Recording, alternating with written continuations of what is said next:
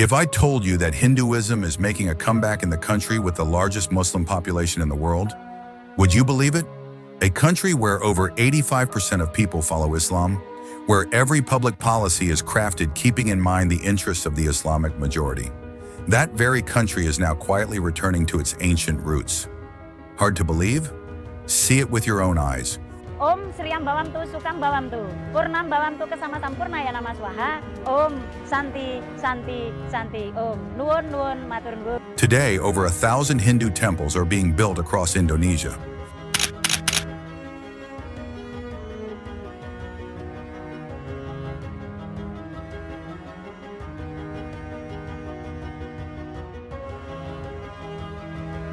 Even in far-off islands like Sulawesi, beautiful Hindu temples are rising from the ground.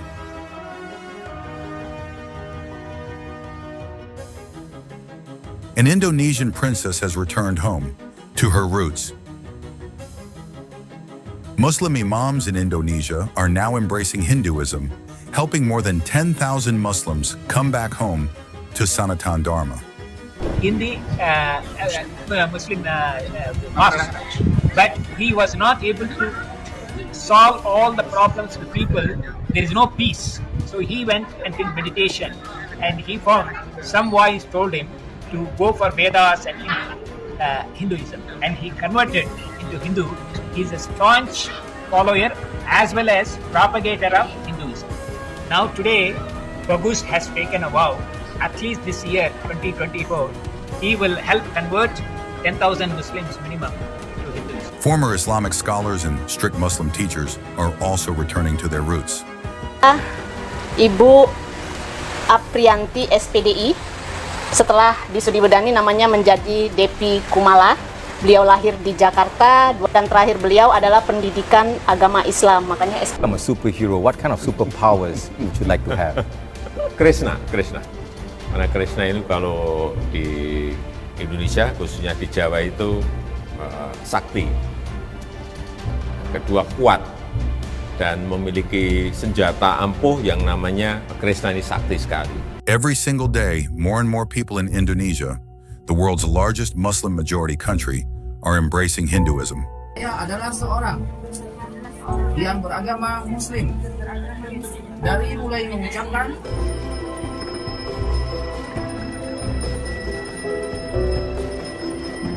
menyatakan dengan hati yang tulus ikhlas menganut agama Hindu dengan keyakinan bahwa Sang Yang Widiwasa hanya satu, tidak ada duanya. Berkah itu artinya berumah tangga. Ya. Kewajiban kita melanjutkan kehidupan. Bapak, Ibu. Many Muslim families in Indonesia are now giving Hindu names to their children. Even the Indonesian military, Army, Navy, Air Force, use slogans from the Vishnu Purana. In various parts of the country, grand chariot processions are taking place.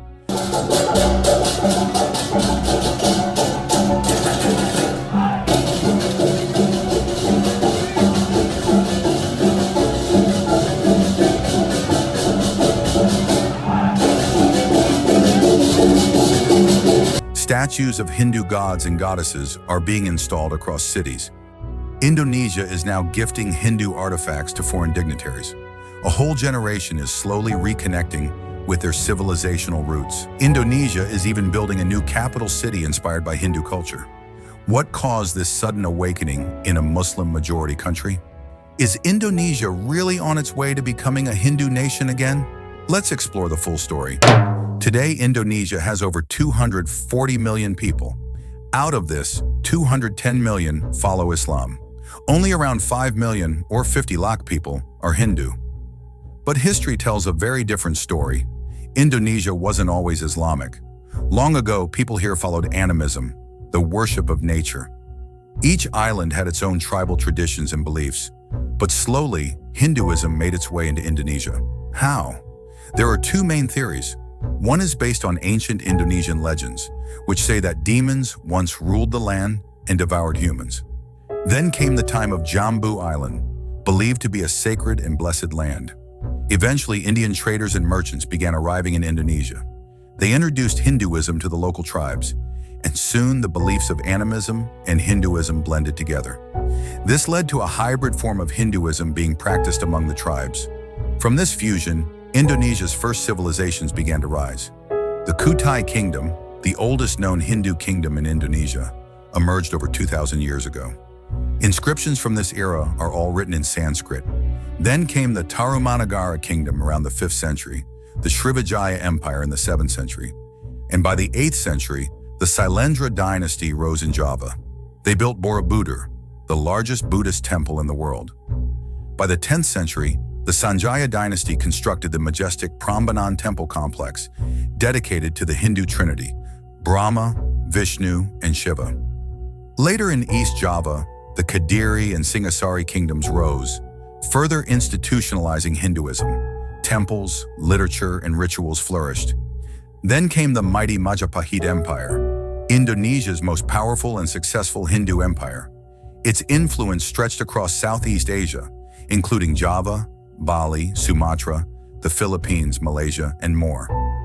During Majapahit's reign, Hinduism and Buddhism reached their peak, all without force, without bloodshed. Temples were cultural centers, and scholars from across the world came to learn about Sanatan Dharma. This was Indonesia's golden age. But that golden age attracted the attention of Islamic sultans, who would soon transform the region's identity. In the 13th century, Arab traders began arriving in Indonesia. They built trading posts in coastal cities like Sumatra, Java, and Kalimantan. But trade wasn't their only agenda. Slowly, they began influencing local rulers to adopt Islam. The real change came through Sufis, who used soft influence rather than violence. One such Sufi was Sunan Kudus, originally named Radan Jafar Sadiq. He cleverly won people's hearts using symbols. For example, he tied a cow outside his mosque, naming it Kebo Gumaring. People were shocked. "Why is there a cow in front of a mosque?" He said, "A cow once saved my life as a child. That's why I love them." People began to sympathize with him. He started preaching deep philosophical teachings, and people were so impressed that some even began believing he was a form of Vishnu. Once he had their trust, he converted them to Islam. This was a smart strategy, using the cow as a symbolic bridge between Hinduism and Islam. Slowly, entire Hindu and Buddhist communities began to convert. Here on your screen is Sunan Kudus's mosque, built on the ruins of a Hindu temple. But even then, Hinduism wasn't wiped out completely. The Majapahit Empire kept Islamic expansion at bay for many years. It was only in 1478, when the last Hindu king of Majapahit, King Brawijaya V, converted to Islam, that the final resistance collapsed. His priest Shabdapalana cursed the king and made a prophecy. "You have abandoned Dharma. I shall return in 500 years, when politics is corrupt, natural disasters strike, and people have lost their way. I will bring them back to their roots." After the fall of Majapahit, mass conversions began. Muslim rulers launched religious wars against non-Muslims. Some converted to escape persecution, others to avoid the jizya tax, and some to gain favor with Islamic powers. Temples were abandoned, even magnificent places like Prambanan were left without worship. Priests and monks had to migrate. Then, in the 16th century, Dutch colonial powers arrived. By 1800, Indonesia became a Dutch colony. The Dutch were interested in spice trade and wealth, not religion. They banned missionary activities in Muslim-majority regions to avoid unrest, but they allowed missionary work among Hindus, Buddhists, and animists. By this time, Indonesia's Hindu population had fallen to just 2%. Even the few remaining temples were neglected. And like in India, people eventually began fighting for independence. On 17th August 1945, Indonesia declared independence from Dutch rule. But instead of gaining religious freedom, Hindus faced more suppression. There was a debate: should Indonesia be an Islamic state or a pluralistic republic? To find common ground, leaders proposed a state ideology called Pancasila, 5 guiding principles. The first principle: belief in one and only God. This meant that Hinduism, Buddhism, and animism, polytheistic traditions, were excluded. Even being without religion was not allowed. Everyone had to officially follow Islam, Catholicism, or Protestant Christianity. This was state-sponsored forced conversion, and it worked. By 1990, 95% of East Timor's animist population had converted. Hindus were pressured to adopt Abrahamic religions. Many migrated to Bali for safety. By 1953, the Balinese Hindus even threatened to secede, fearing forced conversion. But instead of giving in, Hindu leaders tried to prove that Hinduism is a valid religion. Two Indian scholars, Pandit Narendra Dev Shastri and Dr. Raghuvira, played a big role. They worked with Balinese leaders and redefined Indonesian Hinduism, keeping its essence but adapting to the state framework. They showed that Hinduism too is monotheistic, with Brahman as the supreme being. Like the 10 Commandments in Christianity and the 5 pillars of Islam, Hinduism defined its own Panchashraddha, 5 beliefs. Atman, every being has a soul karma. Every action has consequences, rebirth. The cycle of birth and death. Moksha, liberation from this cycle. One Almighty God, a single, eternal, supreme force. This made Hinduism acceptable under Indonesia's official framework. Temples were granted official recognition. Festivals gained cultural status. Now Hindu art is proudly displayed in museums. Ganesha is on currency notes. Flights are named after Garuda. Holidays are declared on Hindu festivals. Even cities and places are named after Hindu gods. And that's why today we see a massive Hindu resurgence across Indonesia. Despite Islamic domination, people are returning to Sanatan Dharma by choice. 500 years after the prophecy, around 1978, temples began to be rebuilt. In that same period, Mount Semeru erupted, just as prophesied. Then came the 2004 tsunami, killing 2.2 lakh Indonesians. A 2006 earthquake in Yogyakarta killed nearly 6,000 people. All of this matches the ancient prediction. Despite all odds, people are returning home. This is not just cultural. This is a civilizational awakening. Today, people are undergoing Shuddhi Vadini, a purification ritual to return to Hinduism. They change their names and are initiated with Hindu sanskars in temples. In 1999, the National Bureau of Statistics confirmed that over 1 lakh Javanese Muslims had become Hindu over 20 years. Now in 2024, this number is rising rapidly. This movement is being led by none other than Sukarno's daughter, Sukmawati Sukarno Putri.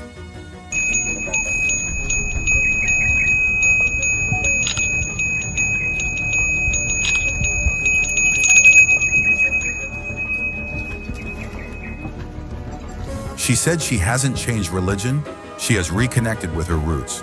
Muslim Imams are embracing meditation, finding peace in Vedic wisdom, and leading 10,000 plus conversions themselves.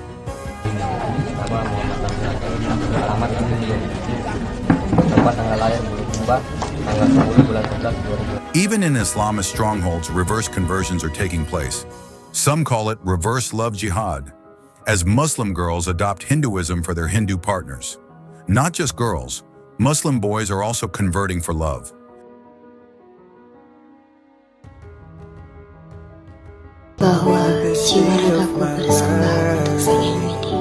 Some Muslim couples are converting together. Di KTP Islam, Mbak Teh Novita.